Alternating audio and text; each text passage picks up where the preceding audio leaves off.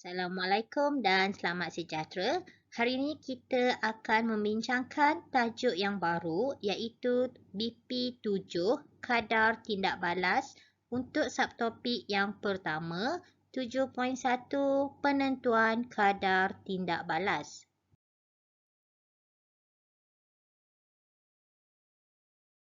Terdapat pelbagai jenis tindak balas kimia yang berlaku di sekeliling kita. Kita boleh kelaskan kadar tindak balas kepada tindak balas cepat dan tindak balas perlahan.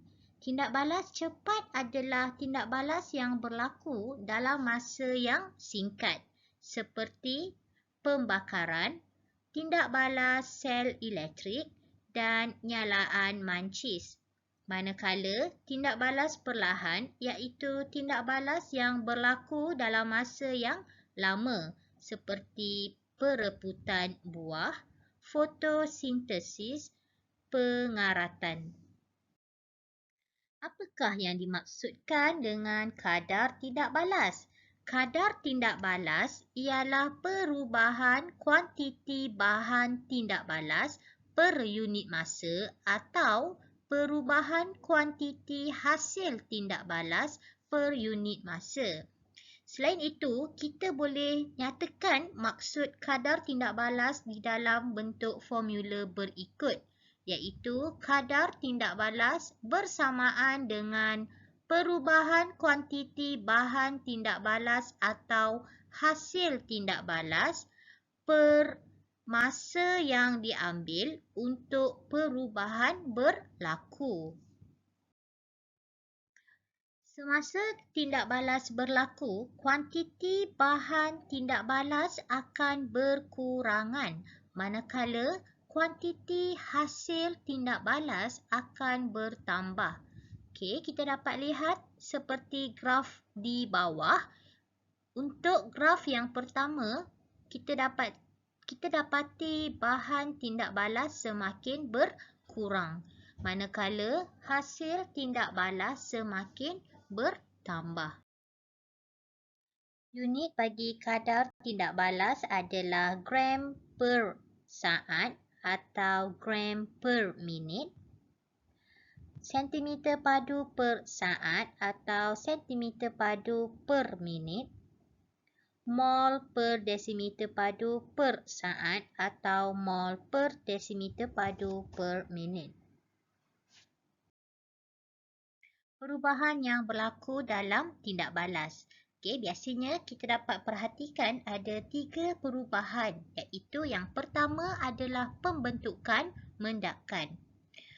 Pembentukan mendakan berlaku dalam tindak balas pembentukan garam tak terlarutkan. Sebagai contoh, tindak balas antara larutan argentum nitrat dengan larutan natrium klorida akan menghasilkan mendakan argentum klorida seperti dalam rajah di bawah. Pembentukan mendakan argentum klorida dapat dilihat dan menyebabkan larutan menjadi keruh. Kuantiti mendakan tersebut dapat diukur. Yang kedua, pengurangan jisim bahan tindak balas juga boleh berlaku dalam tindak balas yang menghasilkan gas. Sebagai contoh, tindak balas antara asid nitrik dengan batu kapur membentuk kalsium nitrat, gas karbon dioksida dan juga air. Okey, kehilangan jisim batu kapur kita dapat ukur dengan menggunakan penimbang elektronik.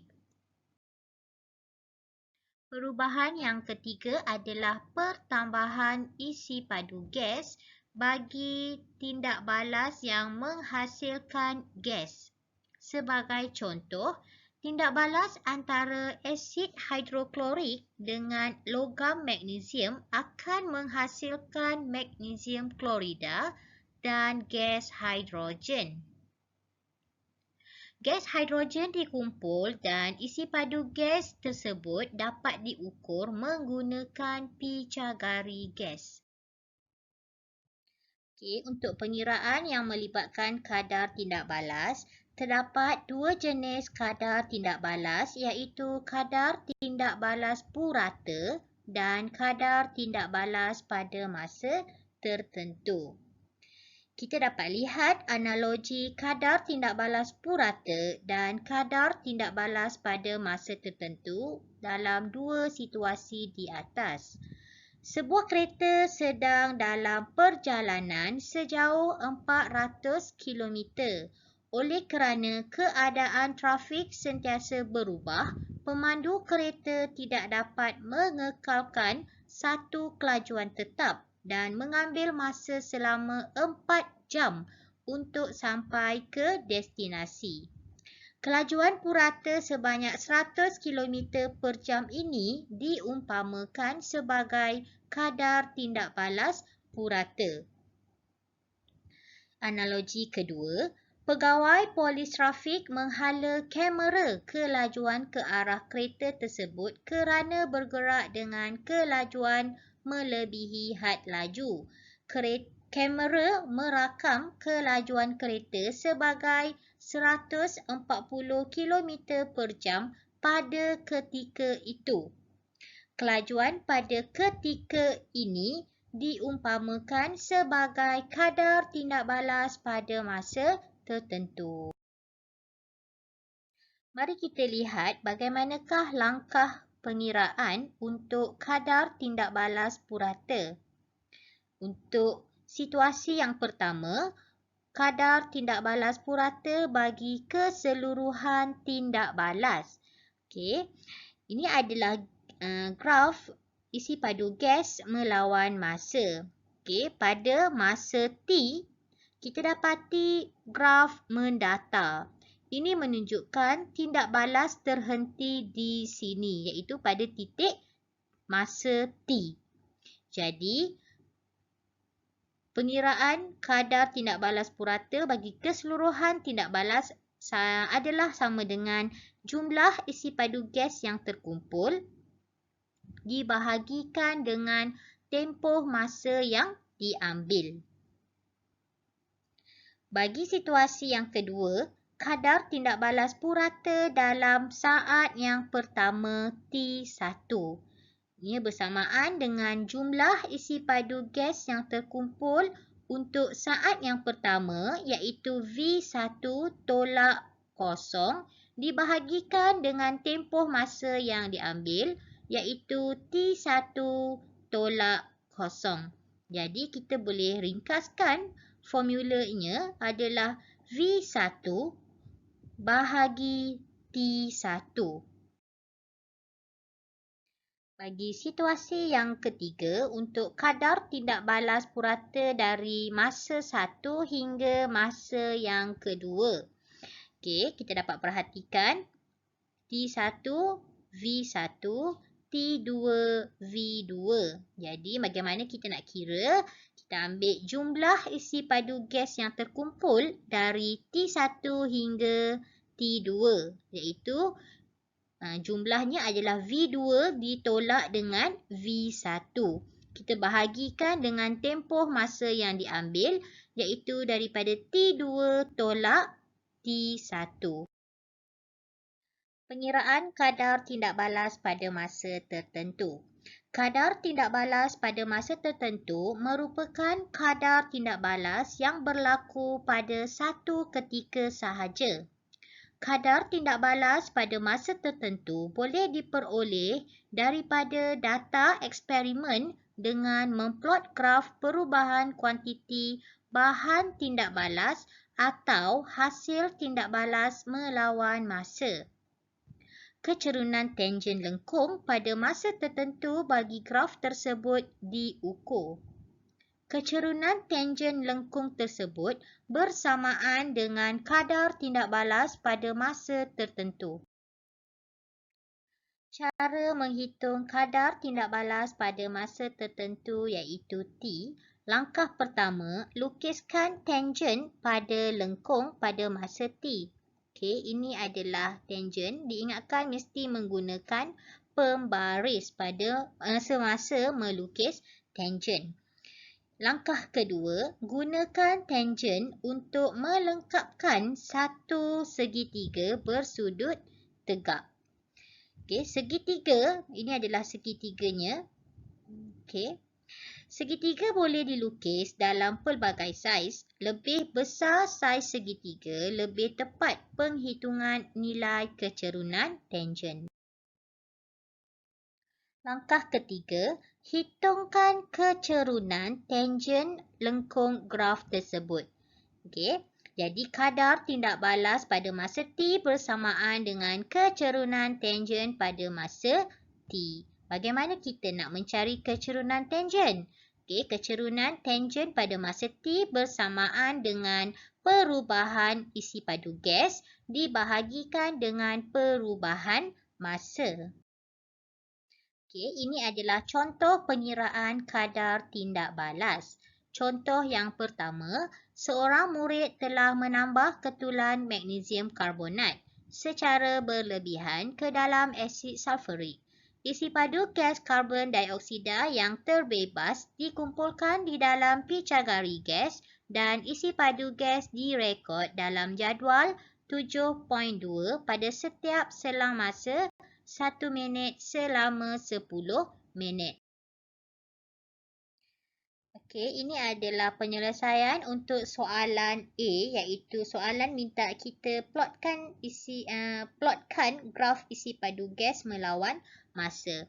Okey, jadi saya rasa soalan ni tidak ada masalah kerana kita hanya perlu plotkan sahaja graf isi padu gas melawan masa mengikut data di dalam jadual 7.2. Soalan B1, hitungkan kadar tindak balas purata dalam minit ke-5. Okey. Kadar tindak balas purata dalam minit ke-5 bermaksud kadar tindak balas purata dari minit 4 ke minit 5.